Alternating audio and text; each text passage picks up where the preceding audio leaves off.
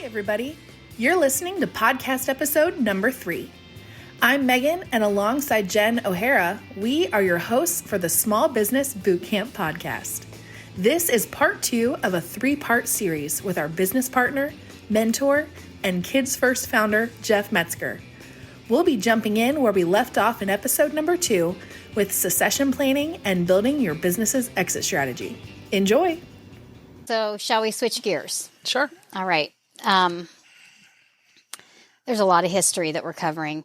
During COVID, we've been asked the question multiple times about, or had the discussion with other business owners, gym club owners, about this idea of an exit strategy. And I know we both know that yours was a long time in the making. And what we want to help the other people of our industry understand is, where do you start? Where did you start with yours? And how long did it take for you to have a plan in place that you felt was a manageable plan? What was that timeline? And what advice would you give to other people if they are just now entering those thoughts? Well, you were right, and it was a long time in the making. Anybody in the small business world begins to realize at some point in their career that this issue of succession planning or exit planning is a critical issue. So it becomes more critical as time marches on. So I remember well, and actually, Jennifer, you might be able to help me date this, not specifically, but more closely. I think it was 10 or probably 15 years ago now that at one of our BOA meetings, our quarterly corporate meetings, that I made the statement. This may have been even closer to 20 years at this point. I made the statement, and it was for everybody's understanding and, if you will, comfort, because I know how unknownness, any feeling of unknownness is a terrible feeling for we humans, and certainly for a company. Mm-hmm. So, and not that there was any impetus behind making this particular statement. It just felt right, and it felt time to make it. And that was as I made the statement that when I decide to retire or to exit, if as you put it, that this business will not go to my kids. Do you recall this? I absolutely do. And that this business will not go to my kids. I have 5 kids. All of them were involved at Kids First as Queen City Gymnastics as athletes, and then many of them held part-time jobs, and they're now they're of the age where in some businesses, small businesses, it's kind of an understood that the business, the next generation will take over the business. Mm-hmm. So I wanted everybody in our company, our management team, to understand that was not my plan. If in fact, and nor is it my plan to sell this business as a strategic sale to a large operation in order to maximize dollars on the sale. Not that that's a wrong thing, but I wanted to set people's mind at ease and kind of help establish, to kind of bake it into the culture that this is a family business and it's going to be treated in that manner, in perpetuity. So this is not, and unless of course one of my children became very much involved in the business and had the superior skills, mm-hmm. then that might happen. But at the time, my kids weren't, and it didn't look like any of them were. So I didn't want to take it off the table. But this business was not going to transfer the equity in this business, and the management and the executive leadership was not going to transfer to my children because they're my children, and which is, again, it's a common thought in small business, and I did not see it that way, and I wanted folks to know that. So, that statement, I felt strongly about then. I feel strongly about that. Now, as you know, my daughter, Joni Weghorst, is the principal in the campus at Kids First, which is our early learning center. And she is a co-founder with me and co-owner with me, that being a completely separate entity. And she co-founded that business and built that business from the bottom up. And so, this is she is my equity partner, and as it should be. And she is the CEO the driver of that business. But that is not Kids First Sports Center. That's a separate entity under this roof. So and as you know, none of my kids, Ashley and a lot of my kids have worked here, right? But none of them showed the interest to dive into the business to learn all the subtleties that are necessary in order to move into a leadership role, which was fine with me. This was not something I expected. It would have been a fine thing. And I love having Joni as a partner in the campus. That's a wonderful thing. But if it wasn't to happen here, it wasn't to happen. So that takes that off the table, and I did not want to sell to a Disney who's looking for a strategic entry into the children's instructional industry. I did not want to do that. That might have maximized a sale price on this business for me. I realized that, but I did not want that. I wanted the business to continue. So that's why I made that statement that I did, some 15 years ago, perhaps even closer to 20 now, and obviously stuck with it. Well, subsequent to that statement, as you know, that I took a partner about I think now 11 years ago, and so a good friend and industry friend, Steve Greeley, and I became partners here at Kids First, and that left that. So and that was a joining of the forces of kind of complementary skills, and that was a wonderful thing. And that left the issue of then, succession planning exits kind of off the table for a while. So Steve and I had handfuls of discussions along the way about what that might look like. Well, as it turned out, for personal reasons, the impetus being on Steve's part, he wanted to exit the equity and move back home to his home state, California. So I bought Steve out. Then it was a year ago, September, and that allowed me then to put in place or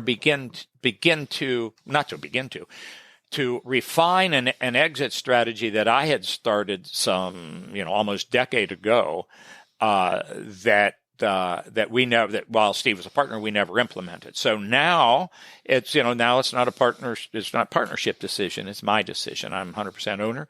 And so I bought Steve out in September. And as you all know, being my partners, it was, when was the first approach that I made to you? Can you recall the month? I know it was well before the end of the year. I think it was, trying to think. We went up to the DoubleTree and had probably lunch. Very quickly. I think it was, I think like October. I think it was before boot camp, maybe that November, that we sat down and had our first conversation. Okay. Well, a guy doesn't put together an exit strategy in 1 month. So this is a many-year plan. I certainly had tuning up to do because it had been kind of a dormant plan. So this thinking has been in place for many years. It's not, it was my good friend in the industry, Dave Holcomb of Buckeye Gymnastics, said when I showed it to him, he laughed. He says, "That is so Jeff-like." The exit strategy. So you're not going to find this in your business books. You're not going to talk to your attorney who's going to devise a buy-sell agreement for you. This is completely out of my own brain, and it has to do with who we are and what and who I am, and who our company is, and where I wanted the company to go, and all the cultural aspects of our company. So I got a little cheat sheet here in front of me because there's detail to this. Now, I'm not going to give you all the detail, but I want to give you some of the broad brushstrokes. And also, by the way, perhaps some of the why behind the what that maybe, and I can't recall, I'm a very open book. We're a very open book company. I'm a very open book person. So it's very possible I've spoken to you with some of the my philosophy behind the why of this, and there's perhaps some of it not. So you might learn a little something that you didn't know before. But we implemented this. We talked in October. It had been in process for years, and we implemented this on the last day of 19. the first implementation was that as you all, and I was going to move you as my partner Steve exited, going to move you two into the executive wing. I say that's partly tongue in cheek. We don't talk too much like that in our business, but to fulfill the role that Steve left, and then to begin to transition into my responsibilities. And so as you transition into the executive wing, we made no salary increases there. Mm-hmm. So, but what I wanted to do was to then reward that increased responsibility with what's commonly known as sweat equity. Now, and the sweat equity is a very general term.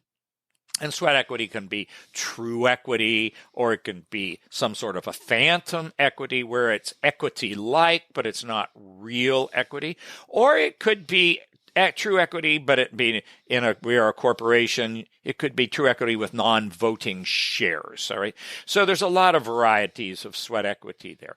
So the sweat equity that I wanted was true voting shares of the stock in the company. So as you all know, so I gifted then $15,000 of stock value in Kids First Sports Center to you on the last day of 19, and then did the same thing on the first day of 20. So 2 days later, or 1 day, 24 hours later, you were gifted another $15,000 of stock. So now your reward then was not an increase in wage, but it was an increase in value in the form of equity in a thriving company, which in my opinion would have been, it's, some people might say, boy, I'd rather have had an increase in wage.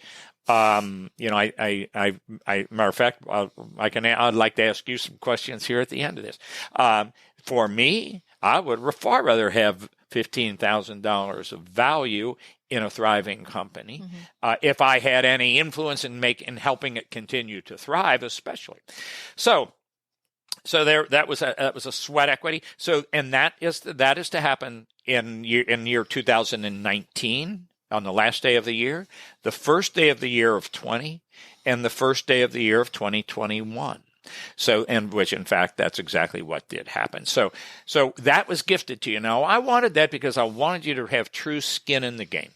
I wanted you to have that true feeling of equity and true equity, and the rewards of true equity, which would be profit distributions, which our company has faithfully been able to do every year, except in 2020 because of COVID. Another story, as I said. So I wanted you to have true equity. Now, all right, on top of that, so year 1 was 19, year 2 is 20, year 3 is 21, up to year 13 is where this plan goes for 13 years, pardon me. And so also then in year 2, that would have been last year, you have the option to purchase 2.5% more of the company, all right, 2.5% of the company at a 10% discount to the valuation. So when I said you wanted to have skin in the game, I wanted you to have true equity in that feeling. Then I wanted you to have true skin in the game where you are actually buying shares of stock. You actually have committed dollars to it, and I wanted the psychological commitment of that. That's very intentional part of this plan here. But I wanted to make it easy on you, and 10% of the discount. Discount to valuation. And I will speak to valuation here after I go through the kind of the broad brushstrokes of this transition plan here.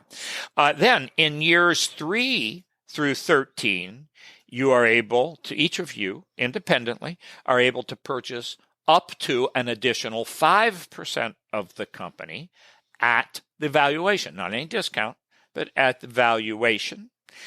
In years 6 through 13, either of you, and this gets a little complicated because each of you, if one of you were to want to purchase more, are able to purchase more and the other couldn't, the other has an option to match. But I was at this point in year 6 through 13, that starts in 2024 and onward, and either of you would be able to purchase up to an amount of stock where I still retain 51% controlling ownership. So you could continue to purchase an amount that would keep me still at 51%. Now, that would be a fluid number depending on what had happened in the first 5 years there. In years 9, you were able to purchase at valuation. You were able to purchase any amount of stock up to the point where I was no longer 51% to 25%, where I would be 24% or less. Now, there's a strategic reason in that, and that is I have ownership in other private entities, and if I am 25% owner in that, then there are reporting issues. So if I'm going to be less than 51%, I want to be less than 25%. So there's that. So either of you could purchase that at the valuation. And then in year 13, or 2012, you could purchase unlimited amount of stock. There's an interesting twist to it all, to all of this, and that is, for as long as Jeff has continued, as long as I have continuing ownership, controlling ownership, I have the right to repurchase all of the shares that I have given you. All right, that's on my nickel though, so there's reward there, or any of the shares that you have purchased for 105% of the appraised value. That means if I don't like you, if I don't like the way this business is going, then I still have controlling interest, and I can call those shares, repurchase those shares at a penalty to me. All right, so there's a 5% penalty to the valuation. So it's not something I would do willy-nilly. I'm going to think that through. And that goes to philosophies that when we've talked about internally in our business many times. If we got a partnership that's not working out, let's fix it or end it. And so it's really important that this business, continue, perpetuate itself, with the same culture that it has. So if I felt that wasn't happening, I needed the ability to end that. So you have a risk in buying stock because I can call those shares as long as I'm controlling owner. Now, I can't call them willy-nilly because I'm going to be paying a 5% penalty on that. So I have to think that through very carefully. So that was balanced. And, that was very carefully included in that. Now, there's certainly other details in this that behind this, and it's a very complicated buy-sell agreement to capture this. Is a complicated buy-sell, but that's the spirit of it. And now let's go to the valuation. All right, how do we value a business? Well, the first thing, everybody listening, please understand, when you're running a business, you want to run your business in a manner. You had to have a certain amount of knowledge to understand how and why a business is valued as it is, and so that you begin to run your business so that the value of the business increases as the years go forward. So many people in a small business, they put so much blood and sweat and tears into their business. And that's real energy that they have devoted to that business. And as that comes time to sell it, they want to put a value on that blood and sweat and tears. And the bitter truth of that is the owner, any future buyer, has zero concerns about how much blood or sweat or tears you put into that business. They need to know what kind of cash flow that business is throwing off and what kind of assets that business owns. That's what a buyer is going to be paying attention to, not your blood and your sweat and your tears. So many buyers put value on that, or they believe that has value until it comes time to sell the business, and then they find out very rudely that it had no value, and that their business that they assumed was worth X amount is worth 50% of X. And that's a problem for them. So that's a bigger and deeper topic than we can talk about right here. But understand that. The business valuation that we used. I'll be very open about this. And there's some detail to it, but the details are relevant. The gist of that is, and when did this happen? When was this valuation started? I did this valuation 11 years ago when my former partner Steve bought in. And I created a valuation of 3.1 times EBITDA, all right, plus the book value of the assets, okay? Book value minus, so the value of the assets minus liabilities. So 3.1 times the EBITDA, which is earnings before interest, depreciation, taxes, and amortization. And basically think of that as cash flow. There's certainly adjustments to cash flow before you get to that.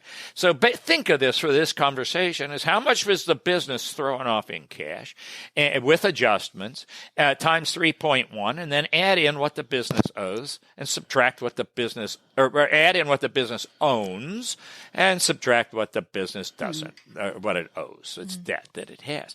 Now that formula was established at the buy-in moment for Steve.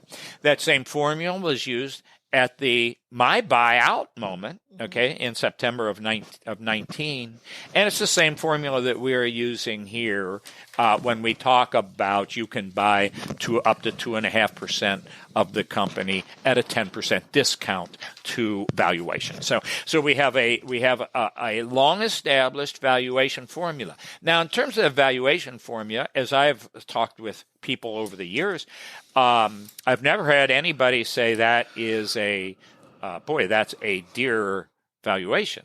The comment I have had is that is a very fair valuation. I think it is. I think it's very fair.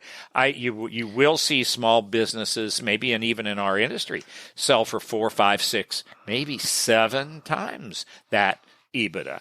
And I'm not saying that that's a wrong thing to do. I'm saying that I established this as a fair valuation. It was very firm. It was firm on the buy-in. It was firm on my buyout. It's firm in as we, with you all as we speak here. It follows a philosophy about negotiating that I have, and which is, and I offer this philosophy to anybody who's in business. And that is I negotiate. I very rarely have I ever negotiated for top dollar.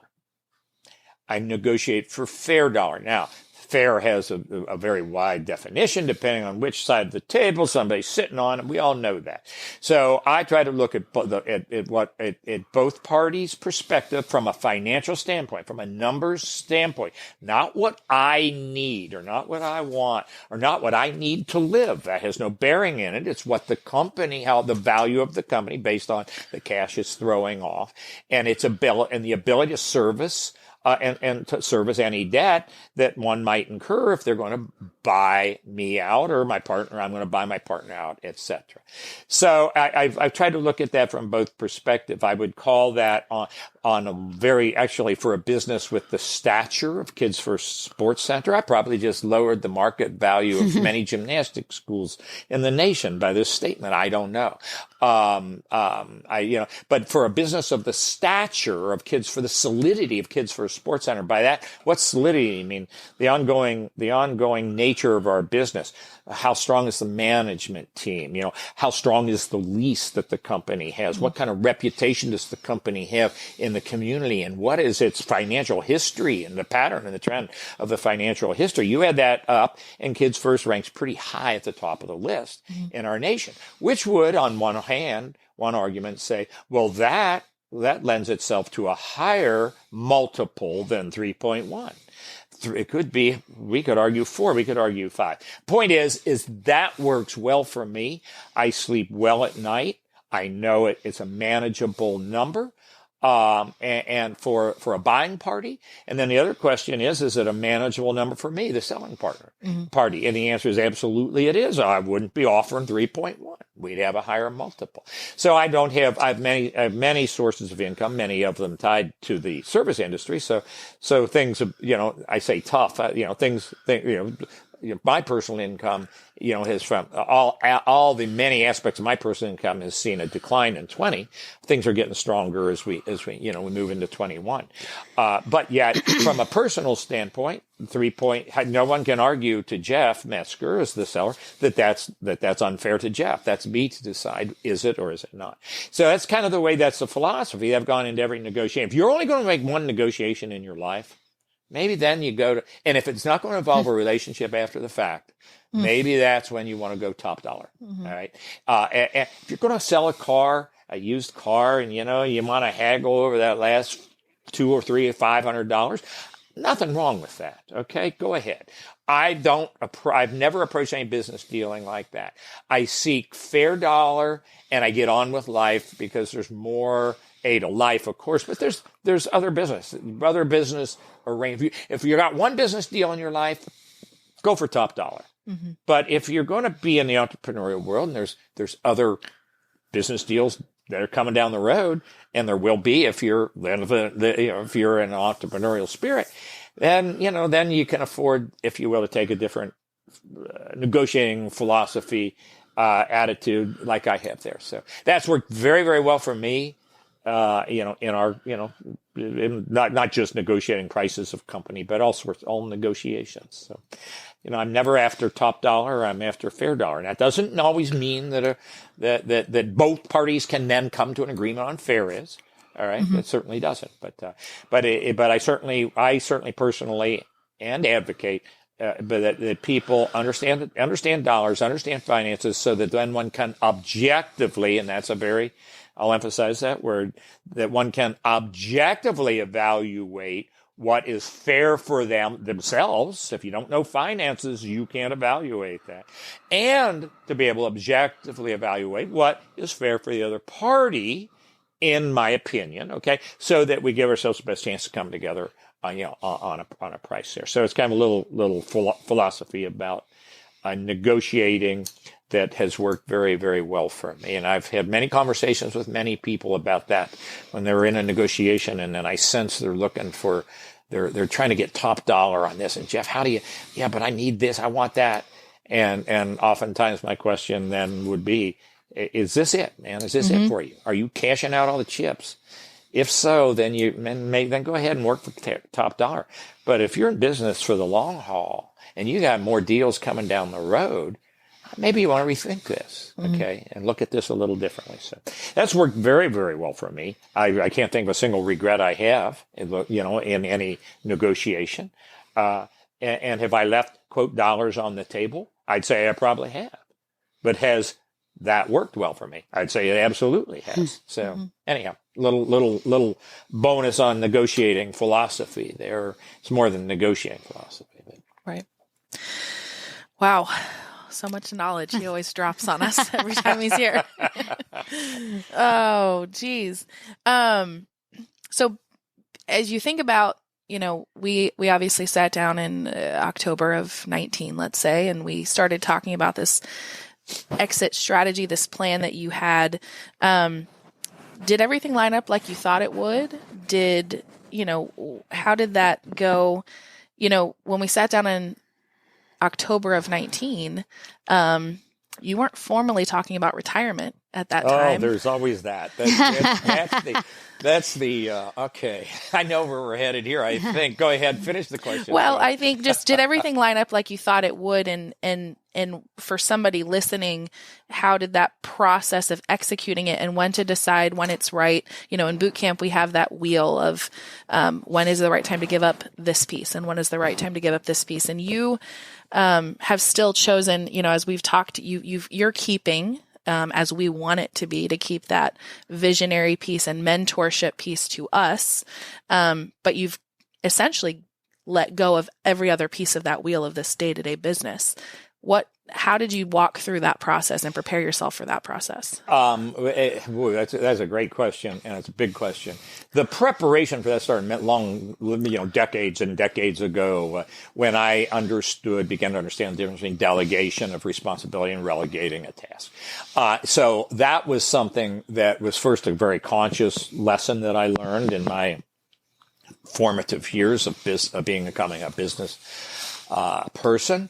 And then had to practice as I began to relinquish more and more responsibilities along the way and formed a management team. But I found out, I feel very confident saying I got very good at that pretty early because I fully understood how delegating poorly is worse than not delegating at all. And so, I did not know this going into business. And as you all know, this is a huge topic at boot camp. But the difference between delegating a responsibility and relegating a task. So I learned that early, and I forged through the emotional and any control tendencies long ago. Long before the succession plan. That was started practicing in 1980-ish. Right. To go back to that date, that we talked about in our previous discussion. But that's a huge issue. And somebody who hasn't forged through that, and now you're ready to exit, you're going to have a lot of learning to do fast. So you got to know what true delegation of responsibility means, and you got to be able to do it emotionally, and not everybody can. So how has this worked? Absolutely. I give a sketchy version of this. And I had an opportunity this morning as I was reviewing this for the details and in preparation to talk to y'all here. So I had an opportunity to relook this. Not a change. So in other words, great. Now you bring in the issue about retirement. Was my original plan, to retire in June? As I did, the answer is no. That was a COVID-driven event. Right. My original plan was to transition throughout the next, year and a half. You notice this document that I'm holding here.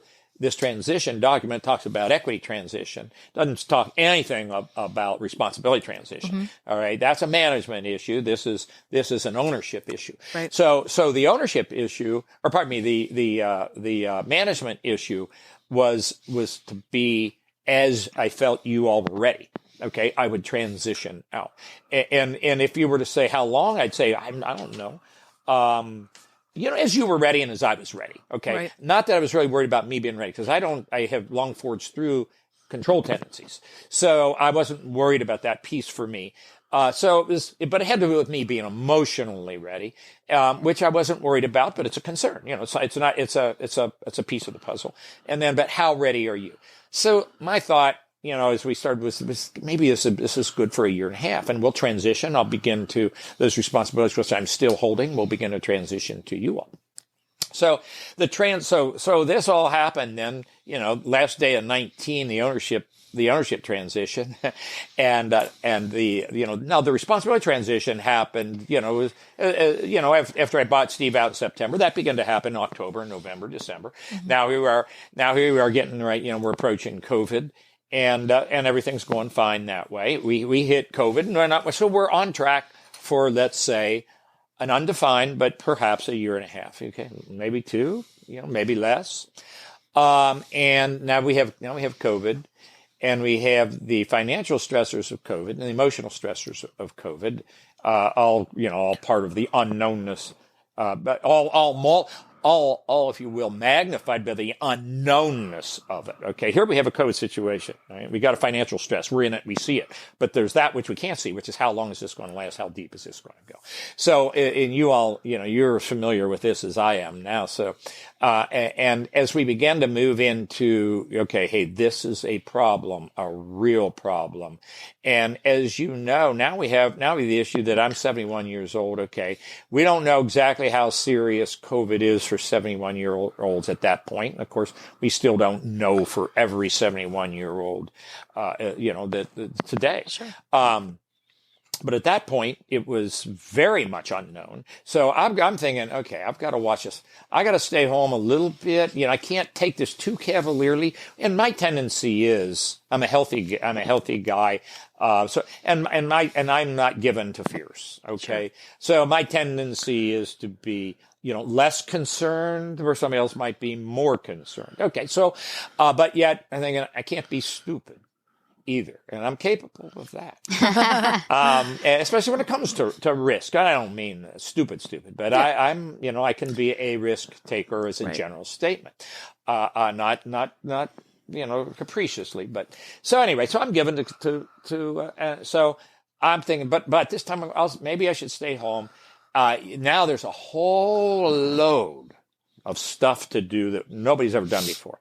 And one is to maneuver our way through the financial quagmire of what COVID might look like. And that included the PPP, the unknownness of the PPP and the EIDL loans, okay, which was, if anybody's been through it knows what a dark and traumatic dark tunnel that was. So now, and we don't even know the criterion behind it. So I am spending time with our comptroller, with Laura Fuel, who many of the boot campers know, a long and loyal employee of Kids First Support Center and boot camp contributor. So I'm spending time with Laura. I'm at home, reluctant to go out too much here, not knowing. I'm at home and working with Laura on pulling together numbers, but we don't even know what numbers to pull together, which goes back to, but we're doing the best we can because the rumors are rampant. The SBA can't tell us. They tell us one thing. So you remember so it's a rule shift a day. That was a good day, maybe 2 a day. The bank's trying to help us. We have a wonderful bank, First Financial Bank, Cincinnati. They were great with us, trying to guide us with information that they didn't have. So I'm working on, I'm spending literally, the long days at home working with Laura on the financial aspects while you two were here working on the operational aspects of how are we going to, what are we going to do? Or do we need to shut down? Obviously, that decision was made for us, as it turned out. Should we shut down? How do we handle what are we doing? What does social distancing really mean? Okay, how do we contact our employees? Then when we do shut down, how do we stay in contact with our employees so that we can stay in contact, with our clients? Because, the idea being that we hope to reopen one day. And so you all handled that, as you know. I worked with Laura behind the scenes on the financial picture. And while I got my personal financial house in order, I liquidated quite a bit. So that I was conserving, as you know, one of our mantras was, we don't know how long it's going to be, and we want to be the last man standing. So we're going to conserve cash. So I'm working personally to if I will, amass cash. So I'm liquidating, I sold a car. You say is that not a big deal? That was looking back, not probably, but certainly as much more psychological. Hey, listen, I got to trim down. I got to lean down.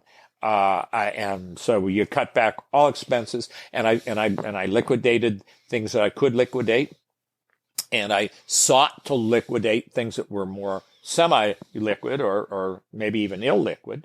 And so I'm working there. And the reason behind that is because, Kids First is a strong business. It's never had cash flow issues. All right. Well, and here's another piece of the puzzle I haven't mentioned yet. You all are well aware that on January 2nd of 2020, we opened a $6.25 million expansion for the Running Grandison Basketball Volleyball Academy, and I have now the additional overhead that comes from a brand new $6.5 million facility that's generating zero revenue.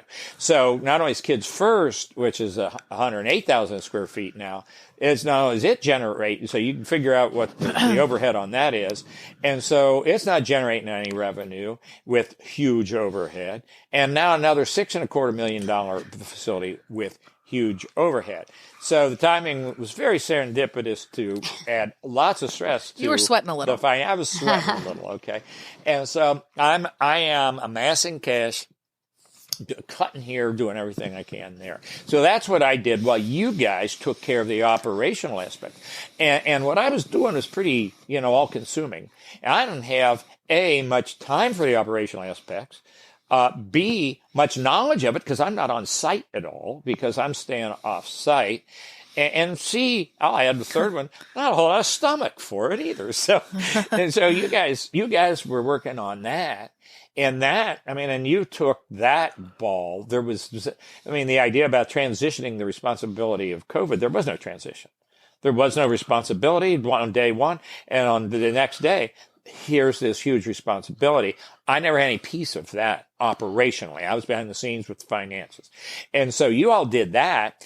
And And then, I mean, because of this, and did that, I might say, in an excellent fashion, and just winding your way through this dark tunnel in day by day, hour by hour, in some cases, waiting for the governor's, the word, the change in rules today. So while you're doing that, I'm working behind the scenes. You guys are, and you are contacting all the operationally, all the, given the bad news to all employees that we had to furlough, and all those aspects. And so without any grand plan that, why don't we introduce this thing called COVID to speed up this transition? That was no plan, but then in fact, that's what happened. Right. So now we're still in the same unknown boat. It's June, and I thought, we can't, we don't know when we're coming back online. Okay. When we're going to start revenue flowing. And I was furloughed. And I said, this company can't afford me. I mean, here, Steve and I were let's say there were two executives sat wages, Steve and mine. All right. When I bought Steve out, that left at that moment one. And then we brought you into the executives, first Megan, okay, in the marketing realm. And then Jen introduced you more operationally to begin to take some responsibilities off me. Well, it can't afford. It was affording two, and now we're in COVID and we're going to afford three. It's not a prayer. So as you all voluntarily cut your wage.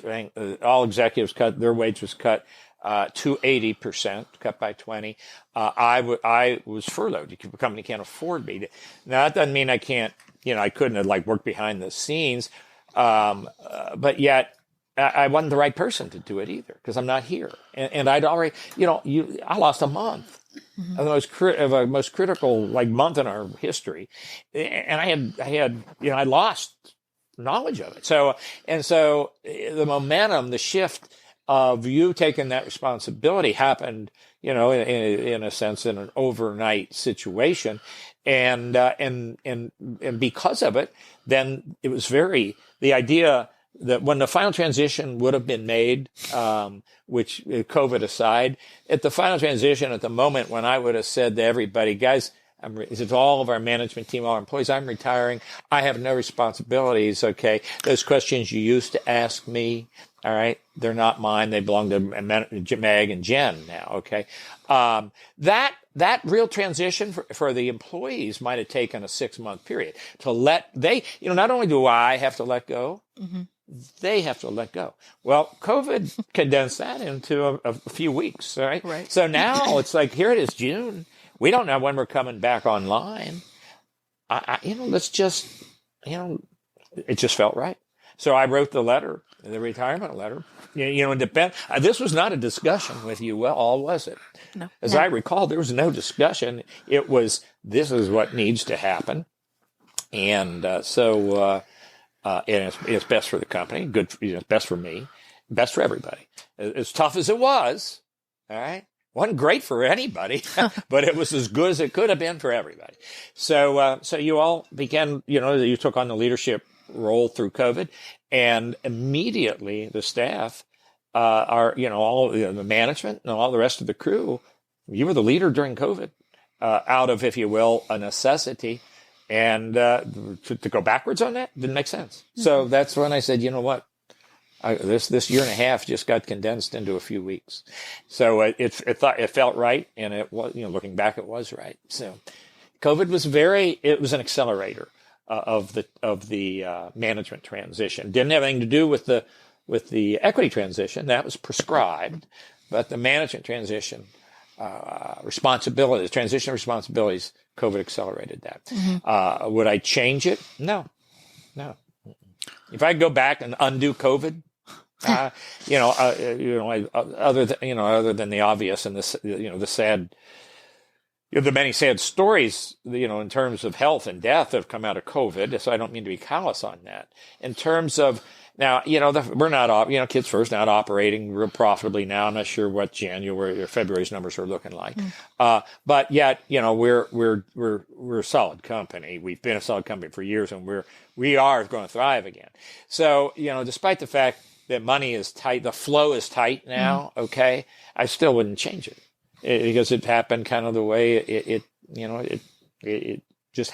made the transition easier. Mother is the necessity. What is it? The mother of invention is necessity, or necessity is the mother of invention, or we could rephrase that: necessity is the mother of innovation and change. Well, there we go. Look how much change happened, in the world, communications and other, because of COVID. Thanks for watching today's episode of the Small Business Bootcamp podcast.